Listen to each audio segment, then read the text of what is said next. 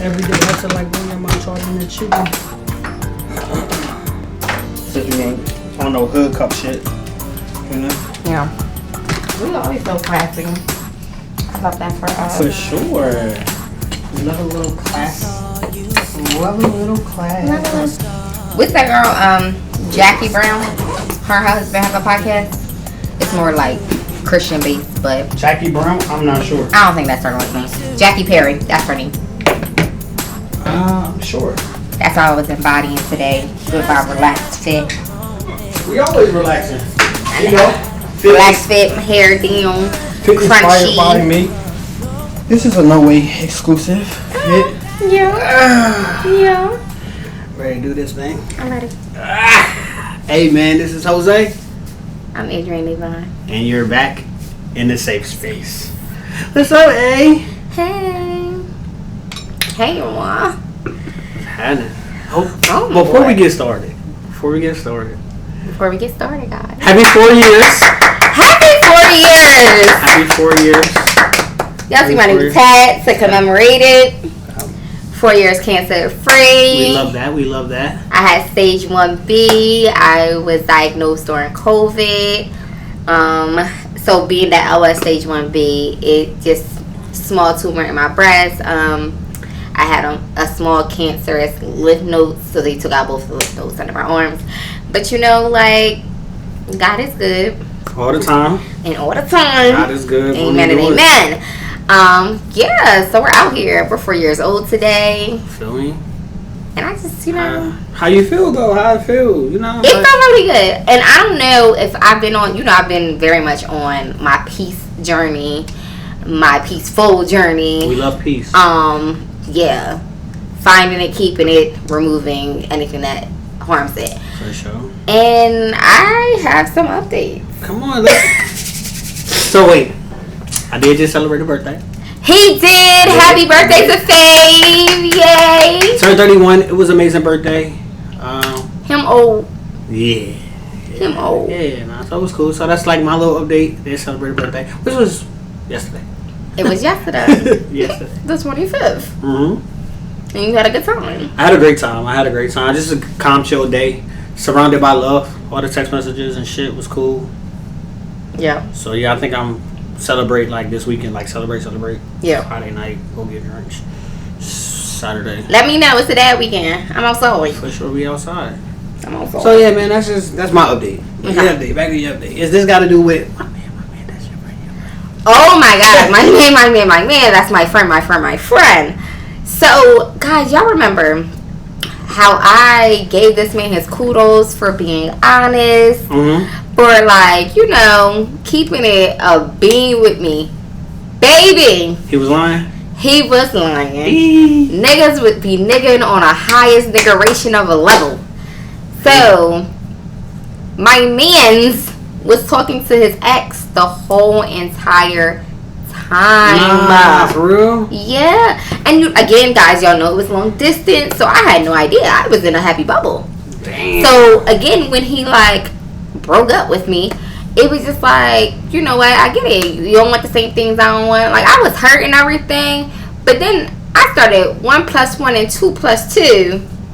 The math was. The math wasn't mathing. It wasn't. Well, at first. So then when I started asking questions, and then I just came back from down there, and I didn't go for him, but I went down with my cousins or whatever, and he brings her out. Baby, you was just on my phone 2 weeks ago. He brought her out. You was just telling me you Wait. love me 2 weeks ago. And then this is the kicker. So the lounge we went to, they came through the door. I didn't see her come through the door. But they came through the door. He set her in the front before they even came back to where we was at. And he spoke. Why are we speaking? Because at this point we beefing because I done already mathematically calculated the things in my head. Peep the scene. Yeah. You had to peep the scenery out. So that's what he had to do. He had to peep the scene. Yeah. He had to understand if I was going to speak to him, what energy I was giving. Right. I was giving him no energy, good or bad. So he felt like it was safe. So he done brought her back there. That nigga ain't shit. Ooh. Man. I seen him one night and one night only. Didn't see him at all again for the rest of my time there. That's wicked. But it was just like, I gave you so much kudos for keeping it. Man, we shouted you out, hoe ass nigga, bitch ass nigga. You know what? Stupid ass nigga. Yeah, all that.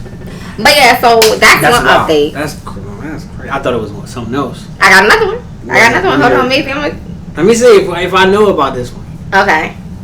So I sat down and had a conversation with my ex-best friend. Okay. Yeah, I know about this one. Yeah.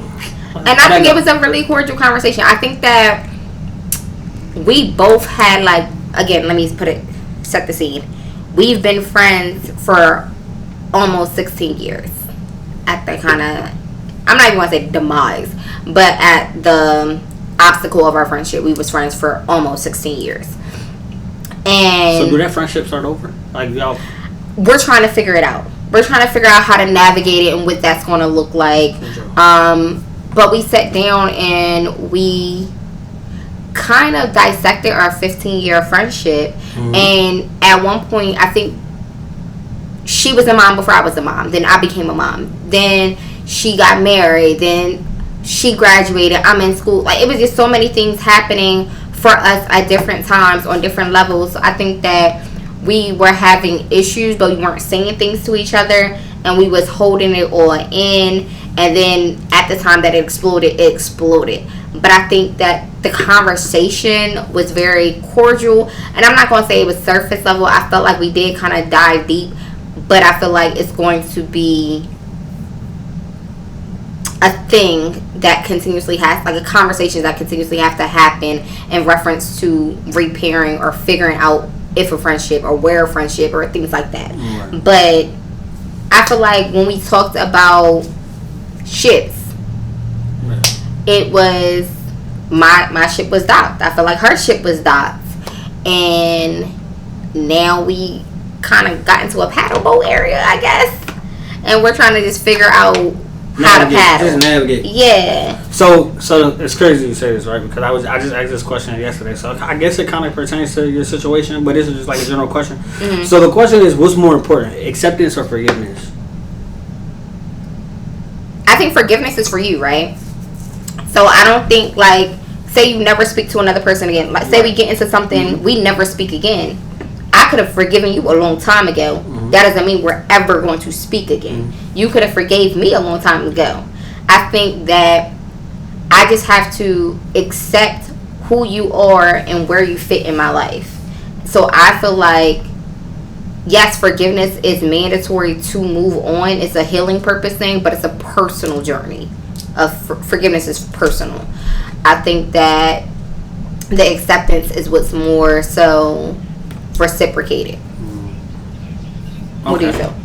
I think what's more important is acceptance. Yeah. Acceptance in my. Mommy, can I have some more pizza substitute? Sorry guys, that's my son who knows that we are recording and knows he should not be talking while we're recording. Brief intermission. But while I'm off camera, I feel like acceptance. Because if I accept you, I accept all of you. Yeah. And sometimes it could be, it's a gray area when you choose to accept someone or accept them, but at a certain point, like, you accept them for who they are, what they are, and what they bring. Yeah. So you kind of can't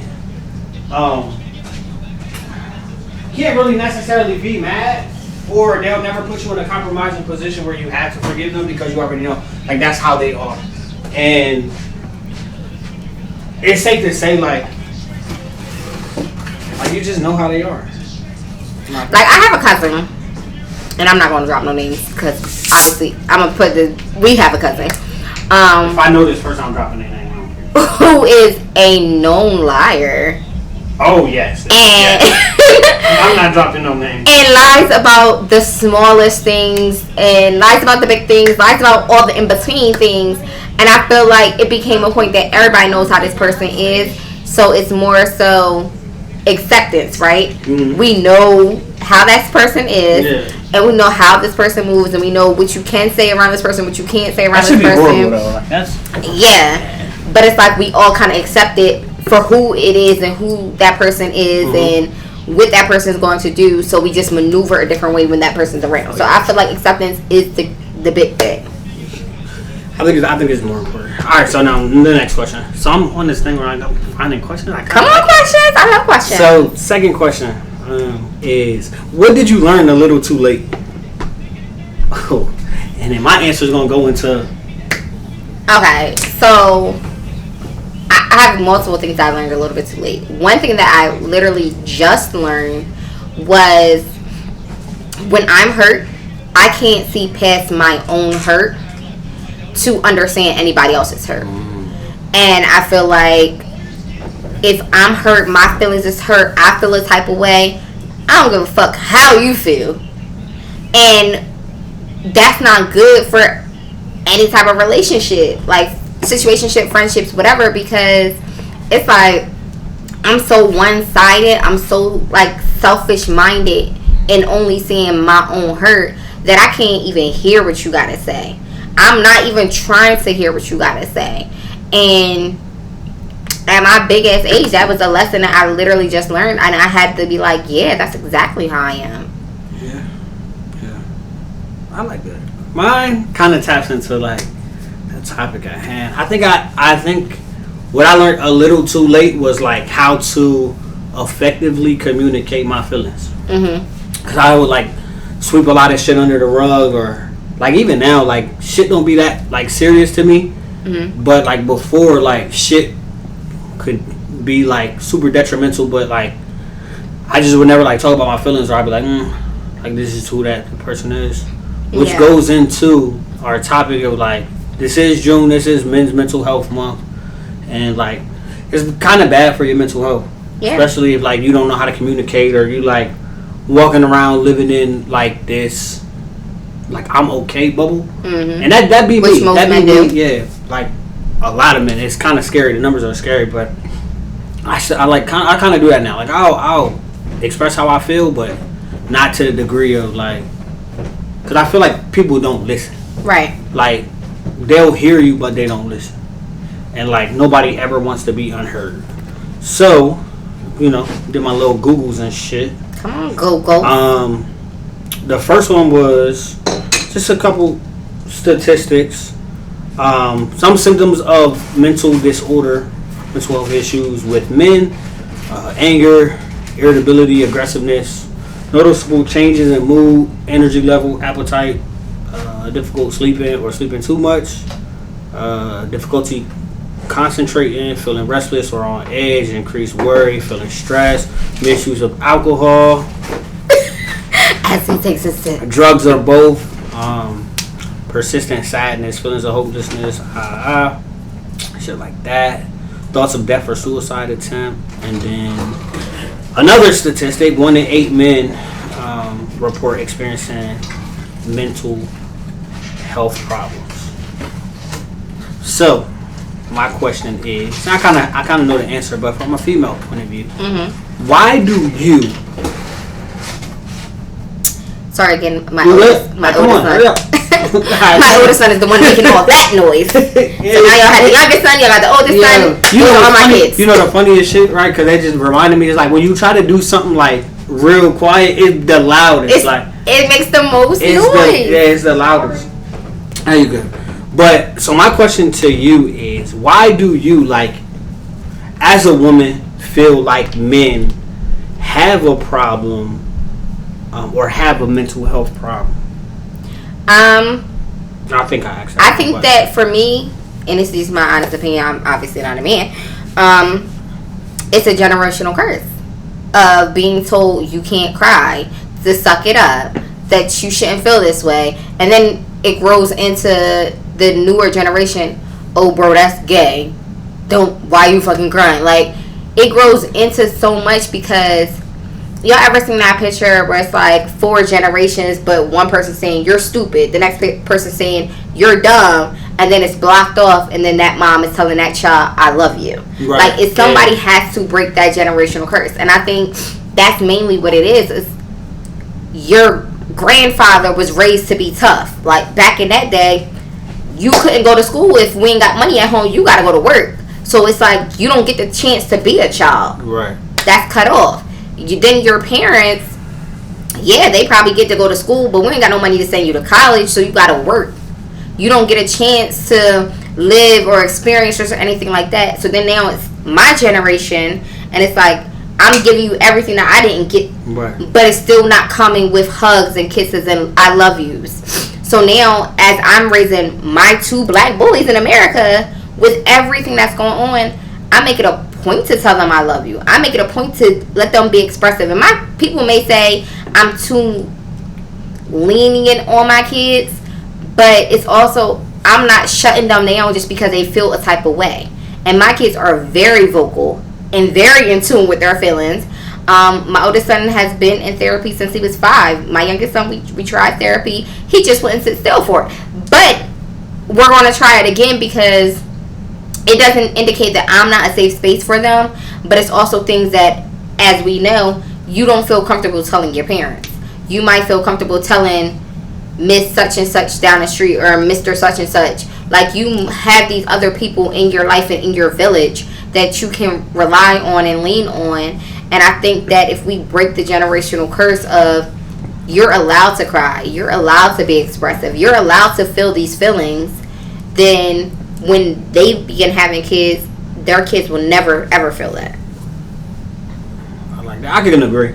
I also think sometimes like our biggest problem is like the person that you have to talk to be the person that is your problem. Mm-hmm. So like you can't necessarily like really say how you feel without like hurting feelings or like just knowing there's going to be an argument or not. It don't even necessarily have to be an argument, but like this where the gaslighting come in, or this is where the I don't have time to talk, I don't want to hear it, or whatever the case may be. The anger, the aggression, the narcissism. Yeah, I think that's one of the biggest problems. But like, I know for me, I was not necessarily scared, but I guess it came from a place of fear. Like, if I open up to you, you'll potentially use that against me.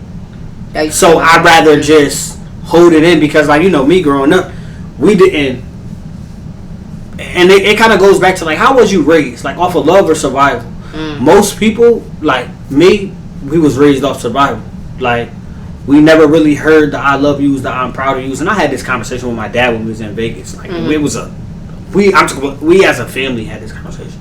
And it was just like, now with that being said, like, all my dad has kids, are raising our kids off of love. Off of our idea of love. Because I feel like if you don't know how to do something, but you want to do it so bad, you'll go learn it on your own. Yeah. So if you don't receive love, you can only give it how you wanted to receive it. Right. Or like how you've seen it elsewhere, and it just makes sense. So, do you think that you're loving, so for you, do you think that you're loving Jeremiah in your love language instead of in his love language because you're only loving him the way you want to be loved? No. Because I think Jeremiah is very expressive, and I allow him to be a kid. Yeah. But I also allow him to have a voice. So if he want to go try some wild shit, like, mine is like quality time, words of affirmation. Like, his might be receiving gifts and acts of service. So, however, like, whatever Jeremiah would like to explore, like, I'll give him the opportunity to do it such. Yeah. Because I refuse for him to ever think or to have the thought like my dad and my aunt don't love me. Now, he has said that before because we tell him no. Or we've told him no. Oh, child. And, you know, wrote in the diary, I wish I had parents like so-and-so and so-and-so. And, you know, and then at that time, it's just like, it's a conversation. Not like, oh, you want to, right? Because, like, if that was growing up, that was me, and I said I hate my dad, I'm pretty sure it's met with a belt. You know, and I think that's crazy too because we do allow our children to be vocal about their feelings. Like, of course, my kids have said, like, My oldest son Idris, he goes with his dad every Friday, so we switch on and off. It's been like that since he was 5. So he was like, well, at my dad's house I can do this, and at my dad's house do that. And I've had times where I just like, if it wasn't for me, none of this shit would move. Like, yeah, you have fun at your dad's house, but you have fun because I do this and I do that and I do this and I do that. Like, it's all of that. But then it's like, also, you're a child, and at one point or another you are going to see it and you are going to learn it, and I'm not going to react because I'm going to allow you to do it. Yeah. And that's what I tell my son, like, you think the grass greener, like you think it is. I'm gonna allow you to do that, but also I also allow him to go make mistakes, so he can come back and have a conversation. Right. Because instead of like when I was told about him writing his diary, I sat down and had a conversation. What's up, bro?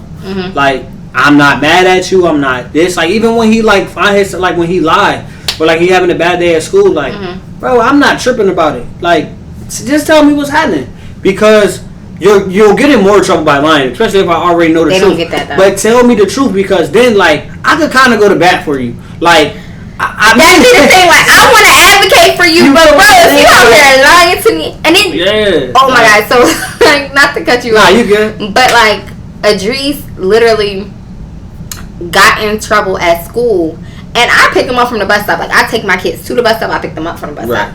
So I asked him, I'm like, hey buddy, how was school? Oh, I had a good day. We had a math test. We did this, we did that. And I'm like, alright. 8 o'clock hit, and I don't know why the teacher waited till 8 o'clock, but 8 o'clock hit, the teacher calls, oh, Miss Newman, let me tell you about Idris's day. He will be getting in school suspension. Like, it was all this, and I'm like, well, what the fuck done happened? Because I asked you. I asked you how your day was, and you didn't tell me. So it's like, kids don't understand. I'm going to advocate for you. I'm going to go to bat for you. Give it to me raw. And if you cuss this teacher out, Mom, I called her a dirty, stinking, big back bitch. Okay, cool. You shouldn't have said it. But what else happened? Like, what else transpired? Like, give me everything. So when I'm talking to somebody else, it's not like I'm getting it firsthand. And our kids don't get that. And I think because we allow them to be so expressive, they also get scared on, all right, when it's going to cut off. And they're like, baby, it's not going to cut off. But just give me everything. Give me everything. That's what, I tell Jeremiah. So, like, one instance, I know for a fact, like, got an email at, like, 10 o'clock in the morning. Right? Because they teach us email. 10 o'clock in the morning, you like, when Jeremiah going to have a bad day, like, it'll show in the morning. So, I think Jetta dropped him off this particular morning, and she hit me up like, yo, did you see this email? I'm like, yeah, I just got it. Like, what's up? She was like, nah, yo, like, I think the teacher tripping. I'm like, yeah, because like she was like, he had a good day this morning, like, we had a talk in the car, like, it was great. I say, yeah, that don't even make no sense. Like, what's up? So I of course, wait till the end of the day. That's when I picked Jeremiah up. I picked him up. I'm like, hey, what's good? He like, so Jeremiah know, like, when he having it bad, that he'll really let it wear on his face, right? So I already know what's going on. He's like, nothing, blah blah blah, right? So now at this point, like, he's in it, but because he's trying to defend, like, himself. I'm like, I had to cut him off. I'm like, whoa, chill, like, you don't even gotta turn up right now. Like, you're not in trouble. Like, sometimes your teachers do be tripping because, like, it'd be like, it's 10 o'clock in the morning. Right. And he was having a good day, so, like, somebody had to, like, piss him off. Or whatever. I was like, bro, we not tripping about that. Like, we not tripping on that. We gonna go home. You gonna put your football stuff on. We gonna go work out. We gonna have a good day. Like, we not tripping about none of that shit.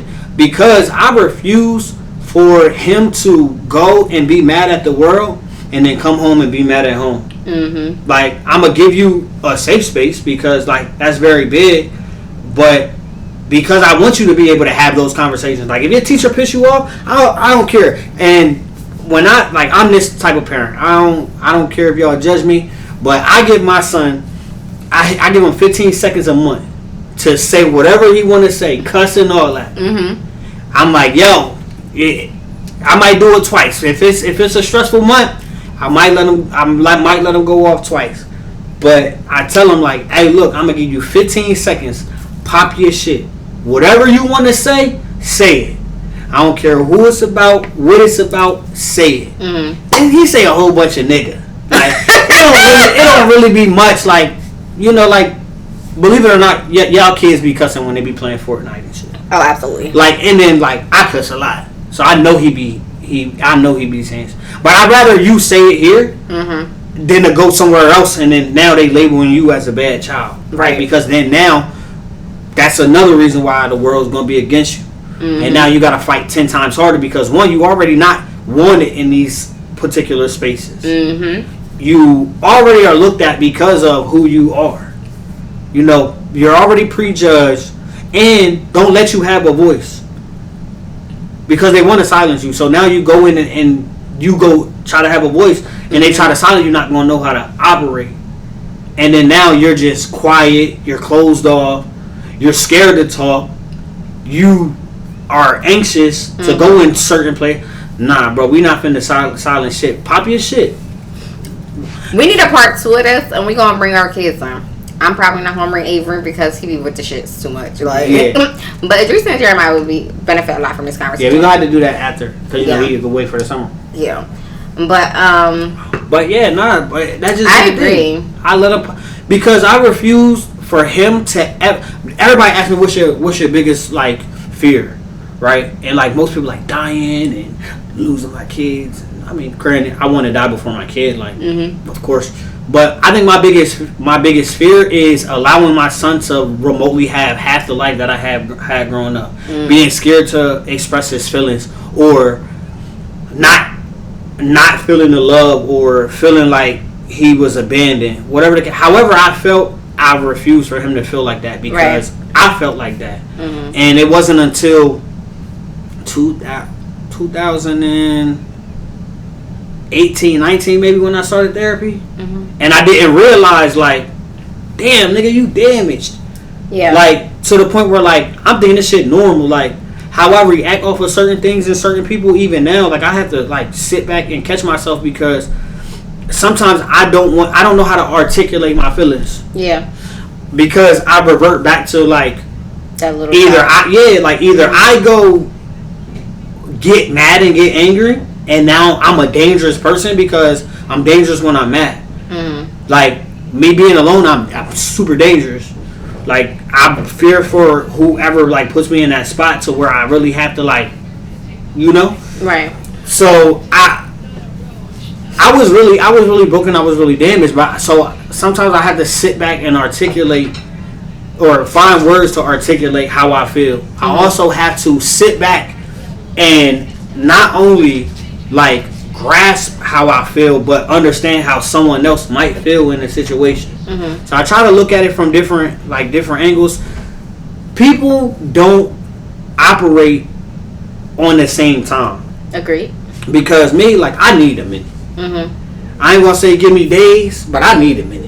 If you say, hey, look, alright, I just need some time. Let me process this. Don't call me 5 minutes later. Like, did you? Because now I'm gonna get mad. I'm gonna sit up for this one. Go ahead. Because I really am. I get mad because it's like, are you going to allow me to like really say what I have to say? And I think that's where most arguments come from. Because, perfect example, earlier today I was talking to one of my friends and they like, yo, blah blah blah. I'm like, I'm gonna call you in 10 minutes. Message. Bing, bing, bing, bing. I'm like, what? Yo, what is all that? Like, I told you I was gonna call. Well, you said you wasn't gonna call me. Well, you said you was gonna call me, but sometimes you'll never call me back. Blah, blah. Okay, cool. So we had a. It was a good conversation. Like it started to be good, but then it was just like, So now we just yelling. But it's like, had you would have given me 10 minutes, right? I could have processed that. Like I could have processed it. Yeah. But now, like, I got a fucking vein coming out my neck and my forehead. You see a vein in my forehead, just you're done. But it's like that shit just make my skin crawl because I don't like to argue. So this is why I set up. I have been talking to my ex.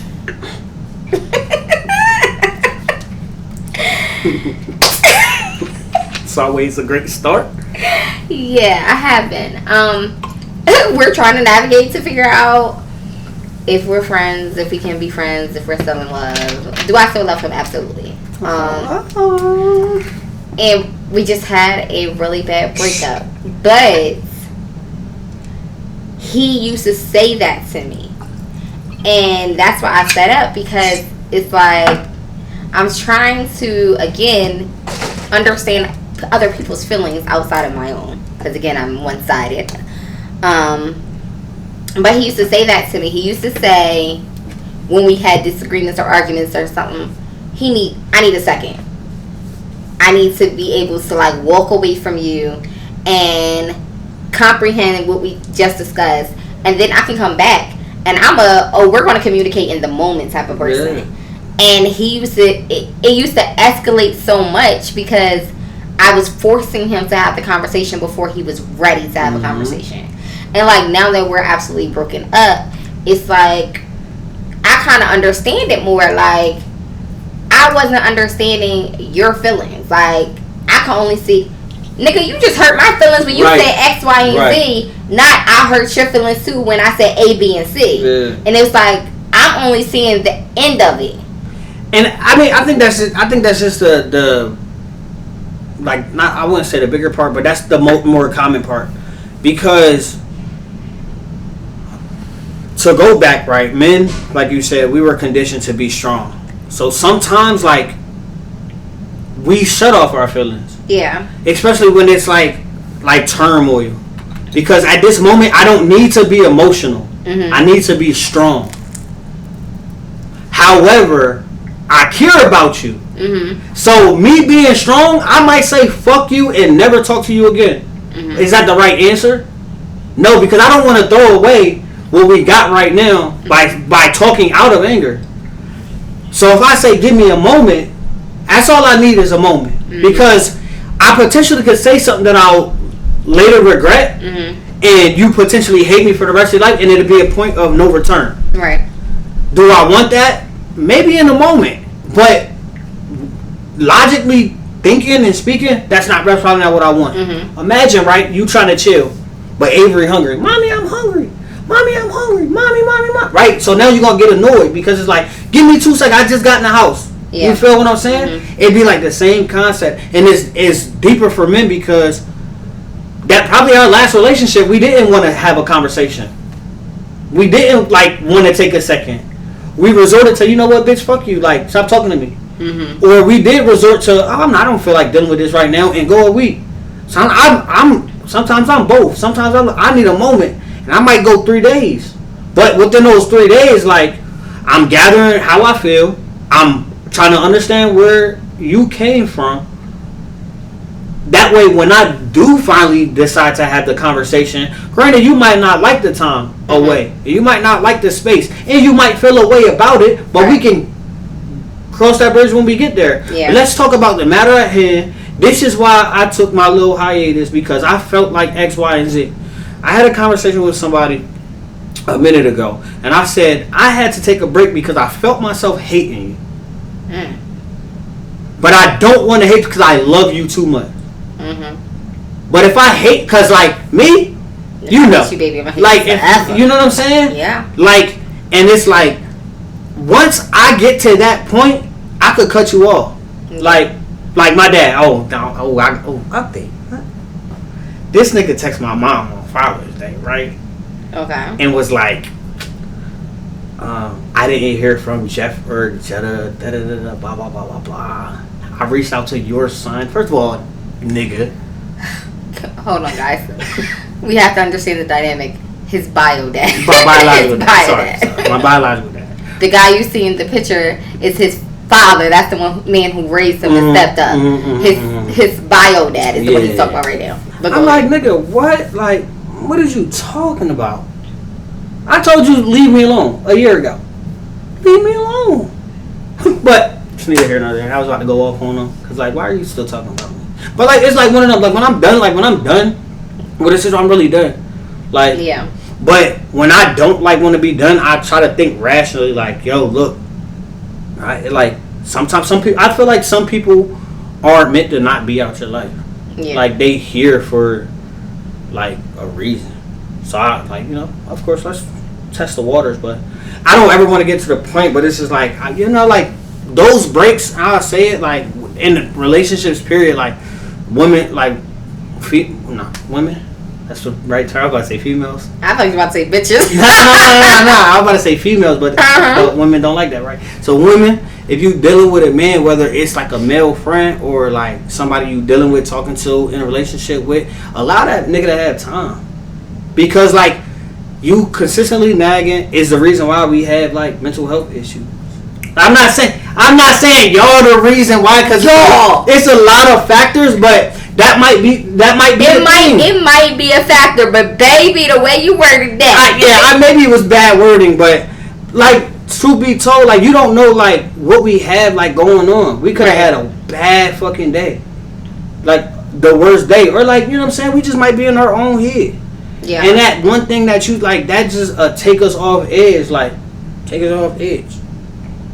So I'm not saying like y'all the sole reason. Maybe like, not gonna say a percentage, but it's kind of up there. All right. Well, let me bring this up while you bring this up.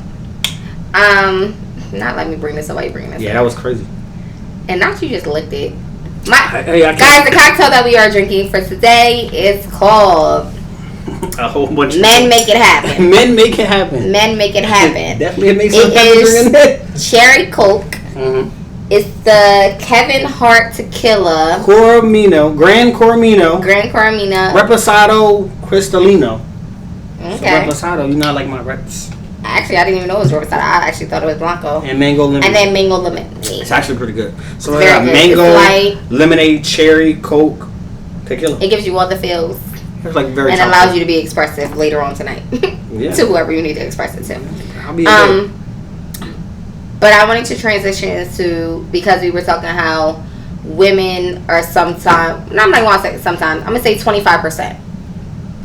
Sometimes the reason that men cannot be expressive. I'll say like 7%. Did you see the video of the guy from Power? Michael Rainey Jr.? Michael Rainey Jr. Yeah, that was crazy. Getting sexually assaulted. Sexually assaulted. Mm-hmm. Sexually assaulted. Mm-hmm. And I saw it. And my feeling was his friend or the guy, the streamer that he was coming to see, the streamer, tried to make an excuse like she ain't never been around celebrities before. She don't know how to act, so I told her she don't know how to do all that. But they didn't have to act like that neither, because he felt the way that they left. And it's like, he was uncomfortable. Your sister just made these men feel so uncomfortable on a streaming live in front of everybody, millions of people. I don't know what his platform is, because I don't either. The only real streamer I know is Kai Cenat. That guy. Yeah. But it was just like, how dare you make an excuse for what she did? Because if it was the other way around, it would have been so much heat. Do you think that happens often? Like, oh, nah, for sure. I think it do. I know for a fact it do. Because if you scroll through I want to say the Shade Room had posted it one time. I don't really follow the Shade Room. I really hate the Shade Room, but somebody had posted it. That's how I love you, Shade Room. So if you ever want to pick us up, you can. I mean, if you cutting a check, I let you do. But I don't know. I just don't like how they use their platform sometimes. Mm-hmm. So that's why I like a whole bunch of camera shit. So my shit full of camera shit. So I don't really care about the gossip. But somebody shared it. And then somebody was like, hey, I was on the phone with somebody. It was like, did you see this? So I, of course, scrolled through it. He did the same thing on Kai Cenat's stream. The brother? Yeah. What did he say? He basically sexually assaulted a female. Like, humped her. Oh, wow. Dry humped her. Yep. And then, of course, the video resurfaced. Mm-hmm. And, of course, he went quiet. But I think it happens a lot. I think it happens because he caught heat for that. And that's probably why he backpedaled and said my sister was wrong. I sat down and talked to her. I called him. Yeah. Because he was standing 10 toes on it. Yeah, I think it does happen a lot more because, once again, it kind of goes into, and I'm looking at, like, the reason why men don't talk about mental health. Like, I've learned to deal with it. I don't wish to be a burden on anyone. I'm too embarrassed. That's more like the main reason. And I've learned to deal with it 40%.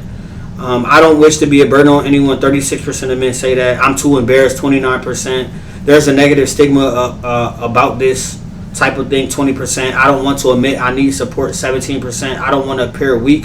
16%. And I have no one to talk to. 14%. So, like, essentially, like, that just be the thing because, like, perfect example. If a man was to go get raped by a female, nigga, how you get raped? We see it all the time, like skits and nigga, how you get raped? Like, it's a weak female. She put that pussy on you, but it's like, you know me, no.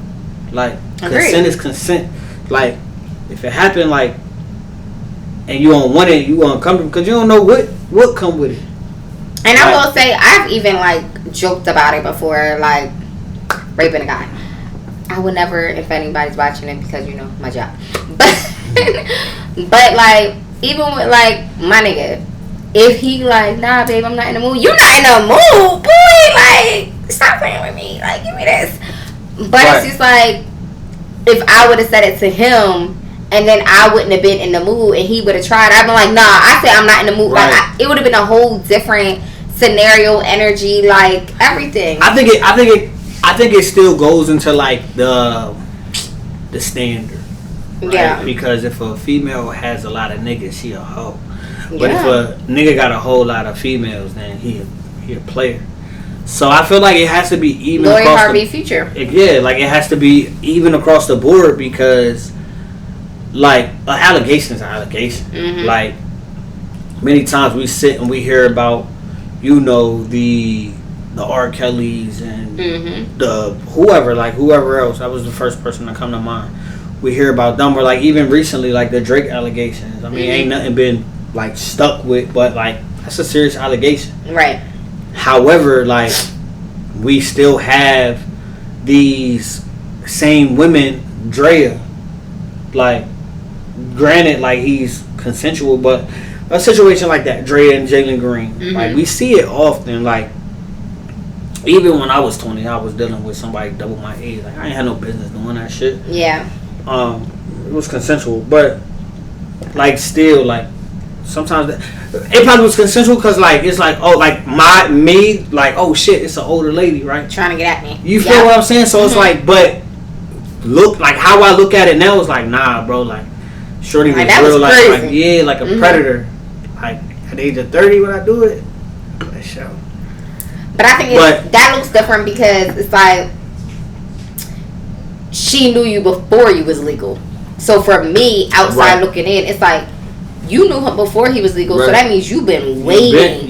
You've been waiting. Marquis Houston, you've been waiting. Yeah. And then it's like the grooming at this point. Like, hey, how you doing? What's up? Like grooming it until it happens. Like, that's very 50 Shades of Grey. Like, that's very pedophile of even now, like what's the young rapper Boosie and his son got his 11-year-old strippers and shit. Like, those women.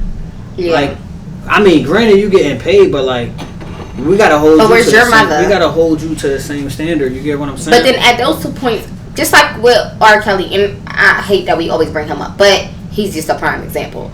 With R. Kelly, he's only example. Having them young girls peeing on him and them young girls coming into the studio, like, where's the parents? Why is R. Kelly and his wife taking your kid in? Like, okay, I get they wanted that check. I'm gonna keep it tall. They wanted that check. The parents wanted the check, but the parents was there wrong too. Absolutely. Like, I personally know one girl that was on the Surviving R. Kelly jump. I know her personally. We went to go get Jamaican food. She lived in San Antonio. No bullshit. Like, we went to go get Jamaican food. We chatting. Y'all about to see me make a drink. They already seen me. Oh, did you do it right? Yeah. Okay. I did that with the tequila and come on now. I'll be watching. But, so, like, we chatting. We having a conversation. Her mom a lawyer. Her dad a doctor. Oh, wow. Okay. So, it's like, you don't really need the bread. But, like, you don't have no talent. Like, shorty ain't have no talent. But, like, you went to the concert.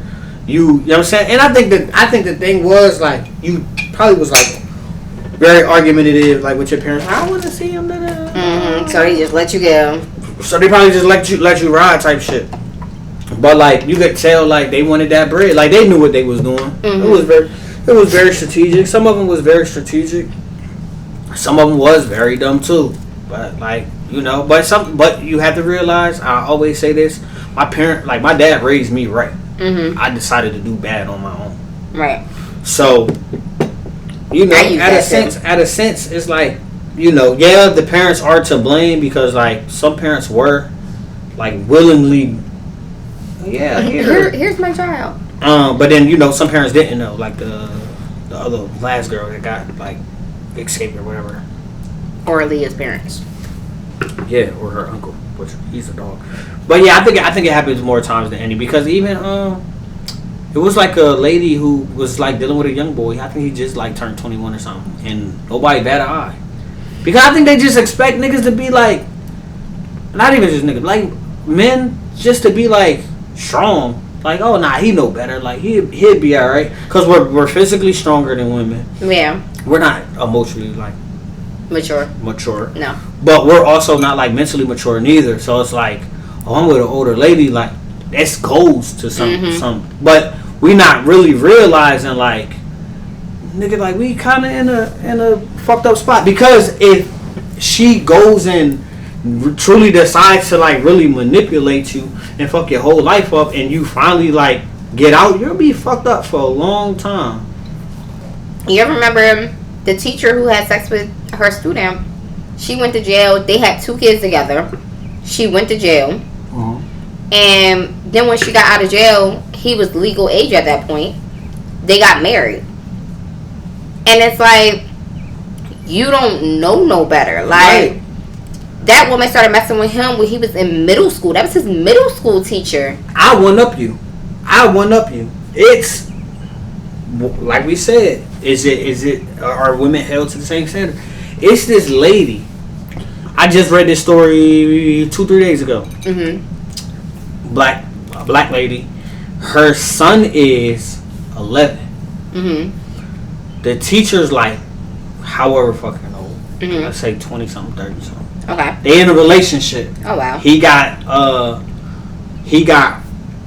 She put his picture. She put her picture as his screensaver, texting him like, "I can't wait to see you tomorrow. Wear something nice. I'm gonna take you out. Did your mom pack you lunch? If not, I'm gonna buy you lunch." They in a right. So the mom called the authorities. They ain't bat an eye. They ain't lock her ass up, no nothing. She made a valid point. If this was the other way around, if this was a man doing this to a young girl, that nigga be under the jail. Yeah. So I mean, I think it should.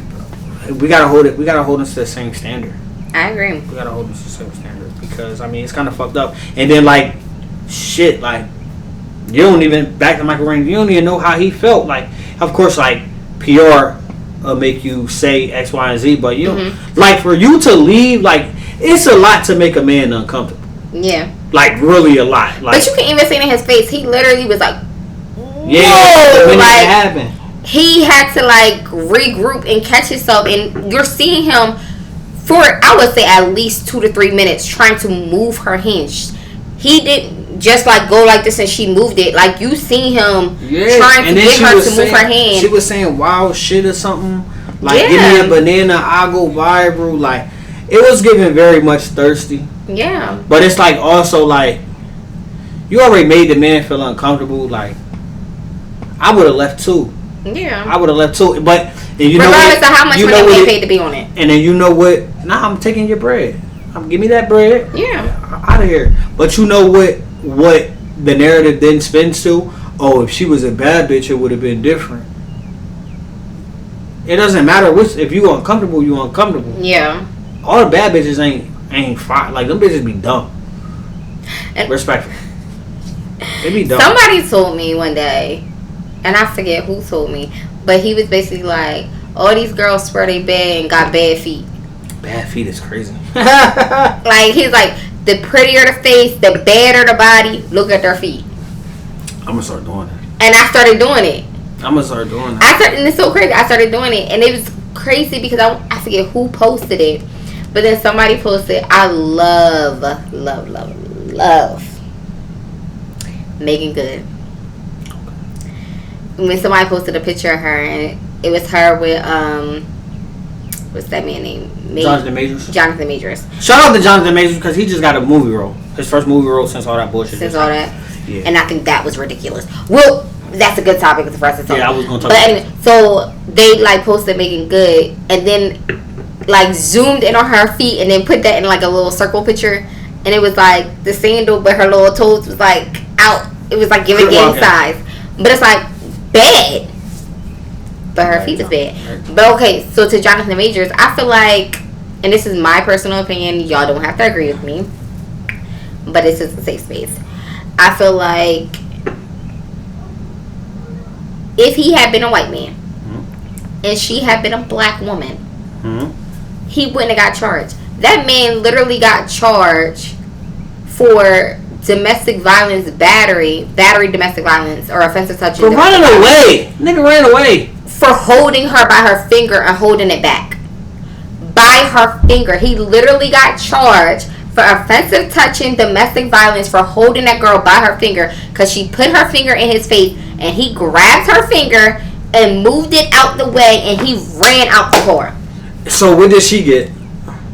Nothing. So she didn't get defamation of character or nothing. So and I'm gonna say I don't think. So this also, and you know, people might hate me for this, but also like, of course he's gonna get like the shit into the stick, right? And then I could also say like the Chris Brown Rihanna situation.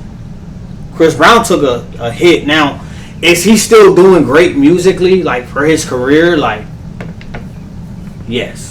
He just came out with his version of, because if you remember, that's old. Oh, it's old. Yeah, I must say I've never seen it. It's just coming up on my page. It come out like every year. Yeah, it came out like 2000, like 15, 16 or something like that. Where he was sitting on the couch and he talked about it. Oh, he's sitting like a chair. Right? Yeah, sitting in a chair. Yep, sitting in a chair in the warehouse. He the reason why I wanted to make documentaries. But yeah, it was like, you know, like even to this day they hold that against him. Yeah, he hasn't been asked to no award shows, never to the Met Gala, none of that. And Rihanna get to go to all of them, and she was just, you know what I'm saying? But if you also remember, after the incident, she sat in the courtroom with him. Mm-hmm. They say, but you working where I work. They say that domestic violence victims don't know how to let go of their abuser, which is fine. Actually, I from experience agree with that. But as you listen to him tell his side of the story, you can understand how the situation unraveled. Was he right for hitting her? Absolutely not. But was she right for spitting in his face and hitting him? Absolutely not. And I'm going to tell you, as a female and as a mother of 2 black boys, I tell them, y'all don't hit no females. But if a woman hits you, spits in your face, mushes you, whatever the case may be, don't hit her. But you mush the fuck out of her. Shake her, bro. We said this last time. Grab her by the shoulders and I ain't even say grab her by the shoulders because honestly, if the police see bruise on her, it becomes assault. Just mush the fuck out of her. Now we're not we're not like promoting. We're not promoting it, but if it occurs, like your bullhead ass daughter is not going to put her hands on my son and think that it's going to be nothing. No. I got sisters.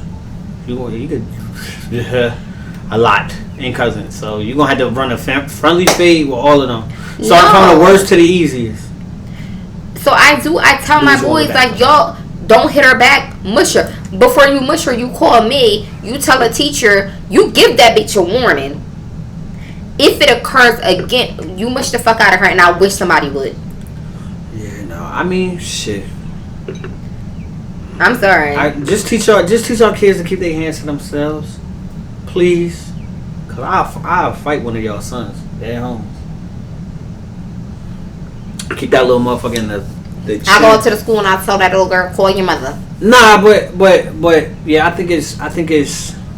But even stuff like that, like even let's say like a domestic violence situation on the male, in like the males receiving the abuse and shit, like that could put a toll on a man too, because then he can't hit a woman, right? You feel what I'm saying? You're not supposed to hit a woman. So now not only is that built up anger, then he probably don't have no outlet for it. So I think everything when it comes to a man can tie back to like mental health. Yeah, because absolutely. like it just be so much against us that like we don't have like, I mean, let me not say we don't have no outlets, because we do. It's a lot of men are just mechanisms. tapping into it though. Y'all are just tapping into. I think outlets. it's becoming normal.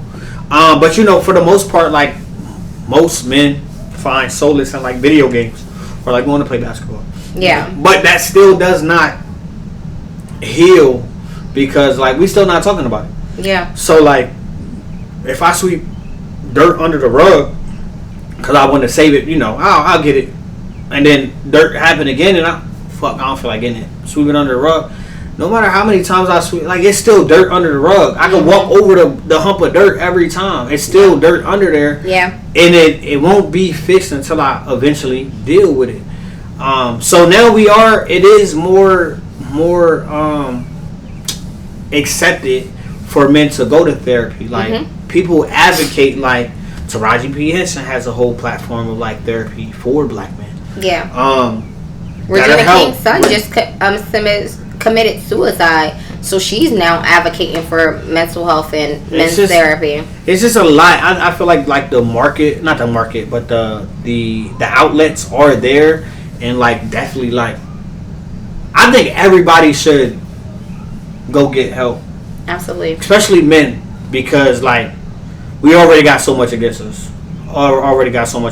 And it's borderline not even fair that like we still gotta wake up and still go like deal with the daily bullshit of life. Yeah. But to add that on top of like what we already dealing with, and like the average man is still holding on to things that happened to him maybe 20 years ago that he ain't even deal with. Unhealed childhood trauma. Yeah, bro.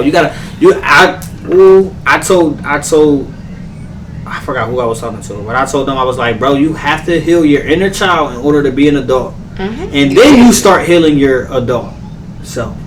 But I feel like it's not even healing your inner child, accepting your inner child. Your inner child is never going away. Oh yeah, but you still gotta you still gotta hold your inner child down though. Yeah, you gotta heal them, but you gotta understand them. It's like every time we was told to be quiet, you gotta speak up. Yeah. Like females we have our sister circles. Our men need their brother time. Like I'm so pro babe, go hang with your friends. For sure. I ain't got no babe, but when I do. When she has one. When I do. But yeah, I think that we just have to, black women, embrace these black men, and not just on mental health holidays, not on the days when our black men are getting killed, but we have to do it on an everyday basis. We have to just love a little bit harder. We have to raise these kids a little bit harder, whether you're raising them by yourselves or with your partner. Raise them a little bit harder. And I think that also, if you are a single mom, don't be arguing with these men just because they ain't doing what you want them to do. They ain't never going to do it the way you want them to do it, on your time, or how you want them to do it. But what you do is, I'm being open, I'm being honest. This is the way you're making me feel. This is the way you're going to end up making our child feel. How are we going to rectify the situation? Let's find a resolution than always creating a problem. And I'm not saying every man out here is great, but I'm also not saying that every man out here deserves the beat down. Not for sure. I mean, but also like, it's also like a collaborative effort. Like niggas. Like I ain't even gonna say just females. Like like me to my friends, I'm gonna provide a safe space. Yeah. I'm gonna try to have those uncomfortable conversations or just conversations in general. My advice for the women is also like provide a safe space too. Make that man comfortable. You make a man comfortable, you pretty much can get any and everything out of him. But also just come to him with like, be easy to talk to. Yeah. So, this was a good episode. It was. I love talking to you. I love talking to You're my safe space. You're mine too. But I'm Jose, I'm Adrian Devine. and this is The Safe Space.